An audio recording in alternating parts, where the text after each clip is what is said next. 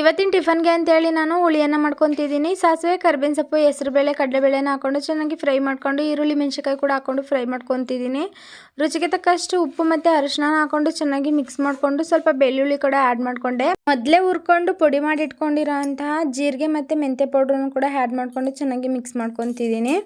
ಇದು ಕೂಡ ಚೆನ್ನಾಗಿ ಮಿಕ್ಸ್ ಆದ ನಂತರ ನಾನಿಲ್ಲಿ ಒಂದು 1/4 ಟೇಬಲ್ ಸ್ಪೂನ್ ಅಷ್ಟು ಚಿಲ್ಲಿ ಪೌಡರ್, ಒಂದು ನಿಂಬೆಹಣ್ಣು ಗಾತ್ರದ ಹುಣಸೆಹಣ್ಣು ರಸನ ಹಾಕೊಂಡು ಚೆನ್ನಾಗಿ ಮಿಕ್ಸ್ ಮಾಡ್ಕೊತಿದ್ದೀನಿ. ಇದು ಚೆನ್ನಾಗಿ ಮಿಕ್ಸ್ ಆಗಿ ಚೆನ್ನಾಗಿ ಕುದ್ದಾದ ನಂತರ ನಾನು ಸ್ವಲ್ಪ ತೆಂಗಿನಕಾಯಿ ತುರಿನ ಹಾಕೊಂಡು ಬಿಸಿ ಬಿಸಿ ಅನ್ನಕ್ಕೆ ಕಲ್ಸ್ಕೊಂಡು ತಿಂದರೆ ತುಂಬಾ ಚೆನ್ನಾಗಿರುತ್ತೆ ಅಂತಲೇ ಹೇಳ್ಬೋದು. ಟೇಸ್ಟ್ ಅಂತೂ ಮಸ್ತಾಗಿರುತ್ತೆ ಅಂತಲೇ ಹೇಳ್ಬೋದು. ನನಗೆ ಈ ರೆಸಿಪಿ ನನ್ನ ಫ್ರೆಂಡ್ ಹೇಳ್ಕೊಟ್ಟಿದ್ರು. ನೀವು ಕೂಡ ಒಂದ್ಸಲ ಟ್ರೈ ಮಾಡಿ ನೋಡಿ. ಪದೇ ಪದೇ ಮಾಡ್ಕೊಂಡು ತಿಂತೀರಾ. ಪ್ರೀತಿಯಿಂದ ಮಾಡೋ ಯಾವುದೇ ಅಡುಗೆ ಆದರೂ ಹಾಳಾಗೋದಿಲ್ಲ. ಸೊ ನಾನಿವತ್ತು ನಿಮಗೊಂದು ಬ್ಯೂಟಿ ಟಿಪ್ಸ್ನ ಹೇಳ್ತಿದ್ದೀನಿ. ಮನೇಲಿ ಕೊಬ್ಬರಿ ಎಣ್ಣೆ ಸಾಮಾನ್ಯವಾಗಿ ಇರುತ್ತೆ. ಬೆಳಗ್ಗೆ ಸಂಜೆ ಈ ಥರ ಮಸಾಜ್ ಮಾಡೋದ್ರಿಂದ ತುಂಬಾ ಸ್ಕಿನ್ ಚೆನ್ನಾಗಾಗುತ್ತೆ, ಗ್ಲೋಯಿಂಗ್ ಆಗಿ ಮತ್ತು ವೈಟ್ ಆಗಿರುತ್ತೆ.